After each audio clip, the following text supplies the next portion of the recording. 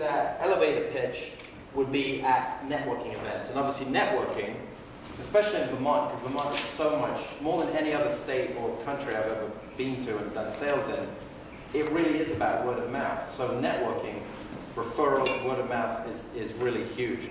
So does anyone here attend any networking events? What's a few examples of what you do, where you go? Chamber. This is one, exactly. Basically. Yeah. Chamber. I was going to say Chamber of Commerce or those kind of events, but anywhere. Right. And you find them useful? Absolutely. I went to, one of my biggest ones was Women Business Owners Network. Can you paint? You know her? Oh, very dear friend. That's great. And the chamber, is that the local one? Well, any of the chambers. It can be your local one, it could be the state one, it could be Lake Champlain one. Right. You know, it's, when I choose an event to go to, I think about, are they my peers? Or are they somebody I want to be their peer? And that's sort of where I decide whether I want to go there. Yeah, and I feel, so I was the director of sales at the Lake Champlain Regional Chamber for about 4 years. It's a special. It's a great organization. The biggest fear people have when they go to networking events, and I think it's just human nature, you walk into a room and it's full of people talking to each other. And you think, you're wrong, but you think, I'm the only person that doesn't know anyone else here, and everyone else is best friends. But the reality is those conversations may have just started, and most people don't know each other. But that's, I think, why people are afraid to go to these events, but there's no question there's a huge benefit to going to them. The other mistake people make when they go to networking events is somebody will say, you know, your business sounds really interesting to me, I think I may have a need, can I grab your card? And the salesperson will say, oh, I didn't bring any business cards. And you think, well, why go to a networking event? Because a business card, you absolutely should always have those ready to hand out. That's a critical part.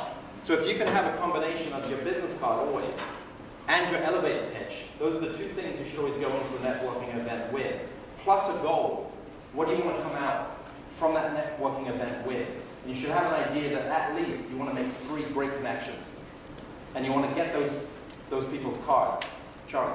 Yeah, and cards, something I'm always emphatic about, is if you ask them for your card, their card, because you think there may be something there, be sure to get their card. It's not just giving a card, it's an exchange. Yeah, absolutely. Of cards. Right. So that they also will go back and go, and you contact them in the next week, oh, yeah, okay, I got their card, I met them at, right. You know, so it's an exchange of cards, not just a give and a take. Absolutely, it should always be.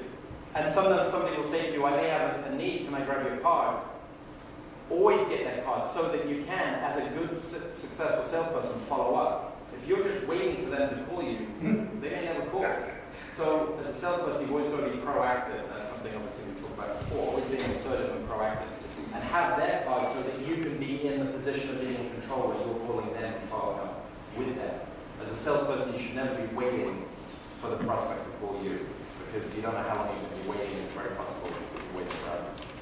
So Steve Densham, who's a part of the Vermont Small Business Development Center, he always gives a suggestion on your business card, because obviously in a networking event, somebody's going to be gathering a bunch of different cards. On the back, this is something you may or may not want to do, but it's a nice idea. On the back, just put minimum of 3 bullet point benefits on how you can help people generally. Obviously, it's not going to be tailored towards them specifically, but just overall 3 ideas on how you can benefit. So when the person the next day is looking through their cards, your business card may or may not really describe what you do, but on the back they can really see how you can help them. With the card, do you know how you get 1 billion of them, and everybody has contacts on their phones now? Right. But the old Rolodexes are so still useful for that. You just staple it to the cards on the Rolodex and have them. Right. That way they're not just in a stack and it's hard to see. Right. The Rolodex is your best friend. That's good. It's old school. What we lose phones. Right. You lose phones get stolen, pre-programmed numbers and phones go dead. Right. Always have it written down. Yeah, always have something to take away. And the next thing, the other part about following up from what Charlie was saying is don't leave it too long. If you've had a good conversation with someone, within the next day or two, make sure you follow up with them and check in with them. The goal would be to be able to go and meet with them at that time.